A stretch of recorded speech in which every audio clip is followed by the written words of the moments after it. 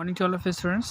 हम एक बार फिर से आपके समक्ष class 5th chapter number 3 SST, ठीक है, क्लाइमेट है, जलवायु, ठीक है, इसके बारे में हम पढ़ेंगे।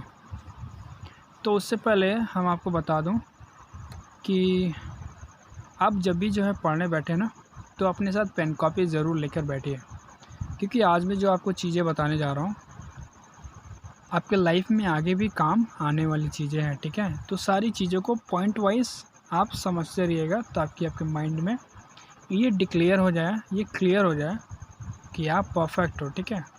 तो पूरी तरीके से आप इसको समझने के लिए पेन कॉपी लेकर साथ में बैठिए, चीज़ों को समझिए, बारीकी से समझिए, ठीक है। वो आपके फ़ायदे के लिए ही मैं कह रहा हूँ, ठीक है। तो आई एम स्टार्ट करेंगे। तो हम आपको ज़्यादा पॉइंट्स नहीं, 3-3 पॉइंट्स करके हम पढ़ेंगे, ठीक है। बहुत लॉन्ग चैप्टर है, वैसे तो वीडियोस बनाने में काफ़ी ज़्यादा मेहनत लगता है। अगर मैं बनाना शुरू करूँ तो लगभग 1 घंटे 2-2 घंटे वीडियोस इसमें बनने शुरू हो जाएंगे, लेकिन नहीं, मैं चाहता हूँ कि आपको एक ही दिन में पूरे ब्रह्मांड की वीडियोस बनाकर आपको ना दिखाऊं, बल्कि थोड़ा थोड़ा करके आपको समझाऊं। मेरा यही मकसद है, ठीक है। आप थोड़ा सा जानिए लेकिन सॉलिड जानिए, ठीक है, मेरा यही कहना है। तो आइए हम स्टार्ट करते हैं। वेदर एंड क्लाइमेट, ठीक है। वेदर का मतलब होता है मौसम, या फिर कह सकते हैं ऋतु, और क्लाइमेट का मतलब जैसे मैंने आपको बताया जलवायु, ठीक है। A layer of air involves the earth, ठीक है, मौसम और ये जलवायु, ठीक है। A layer of air involves the earth, ठीक है। ये बता दूंगी आपको कि हवा की जो चादर है, वायु की जो चादर है, ये पृथ्वी को पूरी तरीके से क्या घेर रखी है। This layer of air is called the atmosphere, ठीक है। और यही हवा की चादर को हम वायुमंडल कहते हैं, एटमोसफेयर कहते हैं। There is a constant change in atmosphere. आपको बता दें कि वायुमंडल में लगभग हर समय चेंजेस होते रहते हैं, मतलब कि बदलाव होते रहते हैं। The weather is the condition of the atmosphere, ठीक है। ये मौसम क्या है, ये वायुमंडल की स्थिति है। At a particular place over a short period of time, ये किसी स्थान पे समय के साथ साथ इसका बदलाव होता रहता है। It changes from day to day और even from hour to hour. ये जो है इसका बदलाव दिन से दिन, और आपको पता दिन से दिन और घंटों पर घंटे इसका बदलाव होता रहता है। इट मे बी रेनिंग और cloudy in the morning and Sunny in the evening. शायद हो सकता है बारिश हो जाए या फिर बादल छाए रहें सुबह में, और शाम को हो सकता है कि सूरज निकले, ठीक है। तो ये डे टू डे चेंजेस होते रहते हैं, ठीक है। अब देखिए क्लाइमेट क्या होता है, जलवायु। The climate of a place is the average weather condition और लॉन्ग पीरियड ऑफ टाइम। आपको बता दूं जो क्लाइमेट होता है किसी स्थान का, ये औसत वायु स्थिति होती है, ठीक है। औसत वायु स्थिति कंडीशन होती है, ठीक है, मौसम की स्थिति होती है, जो कि लॉन्ग पीरियड ऑफ टाइम, जो कि ये क्लाइमेट जो है बहुत लंबा समय लेता है, ठीक है। जिससे कि आपको बता दूं कि अभी आपका क्या चल रहा है, गर्मी चल रही है। तो गर्मी चल रही है तो एक तरह की एक क्लाइमेट है। अभी कुछ अगर नवंबर अक्टूबर में दिसंबर में जाओगे तो वो क्या हो जाएगा, ठंड में परिवर्तित हो जाएगा, ठंडा जाएगा। तो एक तरह से क्या है, क्लाइमेट है, ठीक है, इसको क्लाइमेट कह सकते हैं। Different parts of the world have different types of climate. आपको बता दूं कि विश्व के अलग अलग भाग हैं, ठीक है, उन अलग अलग भागों में उनका अलग अलग क्या है, जलवायु है। The climate of a place affects the plants animals as well as the people. आपको बता दूं किसी स्थान का जलवायु कि पौधे को या तो जानवरों को या तो मनुष्य को प्रभाव डालता है, उन पर प्रभाव डालता है। अब देखिए फैक्टर्स अफेक्टिंग क्लाइमेट, वो तथ्य जो जलवायु पर प्रभाव डालते हैं। The factors that determine the climate of a place, ये कुछ यहाँ पे तथ्य दिए गए हैं, ठीक है, जो किसी स्थान का जलवायु पर अपना प्रभाव डालते हैं। यहाँ पे अमेजिंग फैक्ट्स में देख लीजिए थोड़ा, एक नज़र इधर भी। A person who studies about the weather is called a meteorologist. वे व्यक्ति जो मौसम के बारे में जो स्टडी करते हैं, अध्ययन करते हैं, उनको हम मेट्रोलॉजिस्ट भी कहते हैं। The study of the weather is called meteorology, ठीक है, मौसम के बारे में अध्ययन करने वालों को मेट्रोलॉजी भी हम कहते हैं, ठीक है। तो आइए फर्स्ट पॉइंट क्या है, latitude, distance from the equator, ठीक है, latitude, distance from the equator. Latitude का मतलब होता है अक्षांश, ठीक है, अक्षांश, ये इक्वेटर की दूरी के बारे में आपको बताता है, ठीक है। तो हम इसमें देखिए आपको बता दूं कि 1 2 3 4 5 6 पॉइंट्स दिए गए हैं, ठीक है। लेकिन 6 पॉइंट्स में से सिर्फ हम आपको इसके बारे में, इसलिए सिर्फ लैटीट्यूड के बारे में हम आपको बताएंगे, ठीक है। ज़्यादा हम आपको बताएंगे नहीं, क्योंकि एक दिन में ज़्यादा आपको बता दूं तो माथा पच्ची हो जाएगी, ठीक है। तो इसलिए हम आपको थोड़ा थोड़ा करके हम आपको बताएंगे लैटीट्यूड्स के बारे में आज हम पढ़ेंगे, ठीक है। तो लैटीट्यूड अक्षांश, ठीक है। Distance from the equator, equator से दूरी। The earth gets heat from the sun, जो पृथ्वी होती है उसको हीट, उसकी रोशनी, उसको हीट कहाँ से मिलता है? तो सूर्य से मिलता है। The amount of heat receive by a particular place depends on it's latitude और डिस्टेंस फ्रॉम द इक्वाटर। आपको बता दूं कि जितनी अधिक मात्रा में किसी प्लेस का, और जितनी अधिक मात्रा में वो हीट अगर रिसीव करता है, जितनी मात्रा में, तो वो डिपेंड करता है किसके ऊपर डिपेंड करता है? अक्षांश के ऊपर निर्भर करता है, या फिर इक्वेटर से दूरी कितना है उसका, वो उस पर डिपेंड करता है, ठीक है। किसी स्थान का अगर टेम्परेचर अगर इंक्रीज होता है, ठीक है, और कि जितनी मात्रा में, अधिक मात्रा में हीट रिसीव करता है, गर्मी रिसीव करता है, तो वो डिपेंड करता है अक्षांश पे, लैटीट्यूड पर डिपेंड करता है, या फिर इक्वेटर से कितना दूर है वो उस पर डिपेंड करता है। The sun rays fall directly और वर्टिकली वो द इक्वेटर। आपको सभी को पता है कि जो सूर्य की किरणें होती हैं वो सीधी तरीके से क्या पड़ती हैं? इक्वेटर पे पड़ती हैं, ठीक है। ये इक्वेटर जैसे कि आप देख पा रहे हैं यहाँ पे, इक्वेटर पे सीधी पड़ती हैं, ठीक है। देयरफॉर वर्टिकल का मतलब समांतर, ठीक है। समांतर में या तो इक्वेटर पे डायरेक्टली इस पर पड़ती है, इक्वेटर पे सनरेज, ठीक है। द सनरेज फॉल डायरेक्टली और वर्टिकल ओवर द इक्वेटर, ठीक है। Therefore areas near the equator are the hottest region in the world. इसलिए जो इक्वेटर का जो एरिया होता है, क्षेत्र होता है, वो काफ़ी ज़्यादा बहुत गर्म होता है, ठीक है, पूरे विश्व भर में। अगर आपको बता दूं कि अफ्रीका के लोग इतने ज़्यादा काले इसीलिए होते हैं क्योंकि इक्वेटर लाइन वहाँ से गुजरती है, और आपको जैसे यहाँ पे दिख रहा होगा कि इक्वेटर के पास सबसे ज़्यादा सूर्य की किरणें वहीं पे फॉल होती हैं, गिरती हैं, ठीक है, और वही क्षेत्र सबसे ज़्यादा गर्म होता है।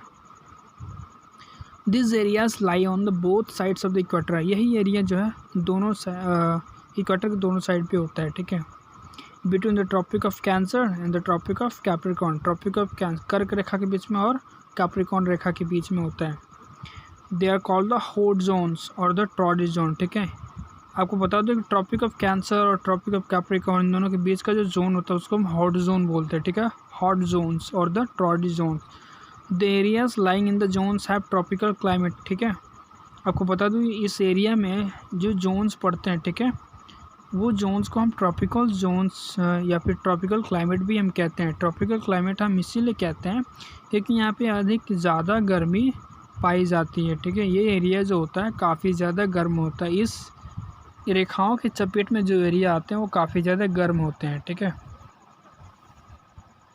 तो अब देखिए, India also has a tropical climate because it lies in the torrid zone. हमारे भारत के पास भी ट्रॉपिकल जलवायु है क्योंकि ये जो है टॉरिड जोन में आता है, ट्रक है, ठीक है, समझ में आ गया। तो अब नेक्स्ट पेज पे हम बढ़ते हैं। ये आपका पेज नंबर था 16, अब ये पेज नंबर 17 का वो पैराग्राफ। अब देखिए इसमें तो बता रहा है the temperature decreases as we move away from the equator towards the poles, ठीक है। तापमान क्या होगा? ये डिक्रीज होगा, घटेगा। कैसे घटेगा? As we move away from the equator towards the poles, as we move away from the equator towards the pole. हम इक्वेटर से जब पोल्स की तरफ क्या होंगे, जब मूव करेंगे तो डिक्रीज होगा टेम्परेचर, ठीक है। This is because the sun rays fall in a slanting way in this area, ठीक है। वो इसीलिए होगा क्योंकि जो हमारी पृथ्वी क्या है, स्लैंटिंग है, झुकी हुई है, तो हमारे सन्स की रेस क्या होगी, थोड़ा झुकी टाइप की क्या होगी रोशनी, वो स्लैंटिंग करेंगे, इस एरिया पे फोकस करेंगे, ठीक है। This marks the area near the poles very cold. This makes the area near the poles are very cold, ठीक है। इसी के चलते क्या होता है, जो पोल्स होते हैं ना, जो नॉर्थ पोल्स होते हैं, साउथ पोल होते हैं, ये बहुत काफ़ी ठंडे होते हैं, ठीक है। यहाँ के जो क्षेत्र होते हैं काफ़ी ठंडे क्षेत्र होते हैं।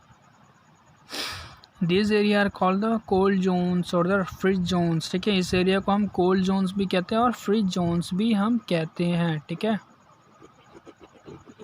The area between the Arctic Circle and the North Pole is the called the North Frigid Zone, ठीक है।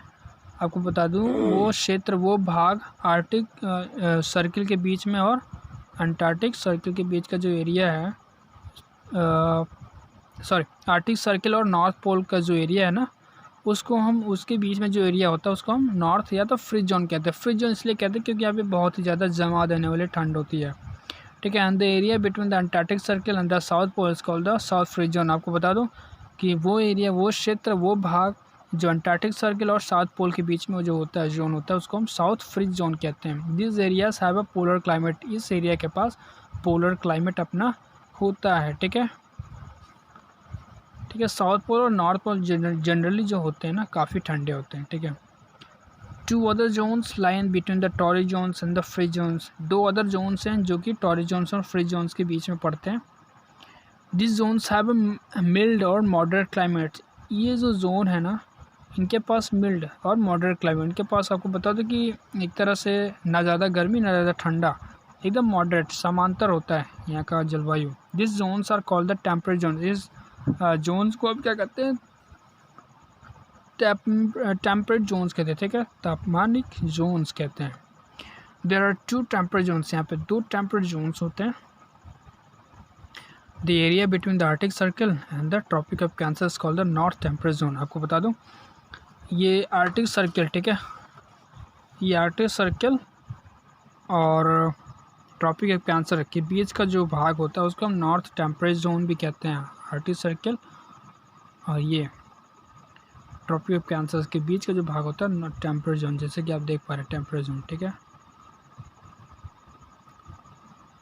अब देखिए the area between the Antarctic Circle and the Tropic of Capricorn is called the South Temperate Zone, ठीक है। Area temperate zone और south zone की इसके बीच में जो होता है एरिया, उसको हम क्या कहते हैं, क्या कहते हैं हम उसको, हम called the South Temperate Zone कहते हैं, ठीक है।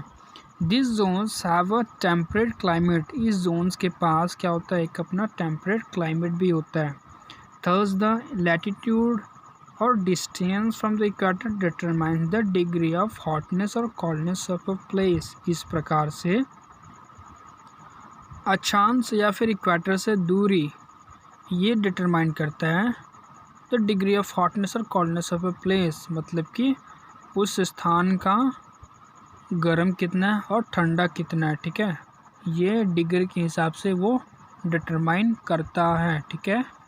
तो आज के लिए इतना ही स्टूडेंट्स, ठीक है। आज के लिए आप इतना ही पढ़िए, समझिए, और वीडियोस को आप पॉज करके अच्छी तरह से पढ़िए, जानिए, समझिए, तभी सारे चैप्टर्स आपको समझ में आएंगे, ठीक है।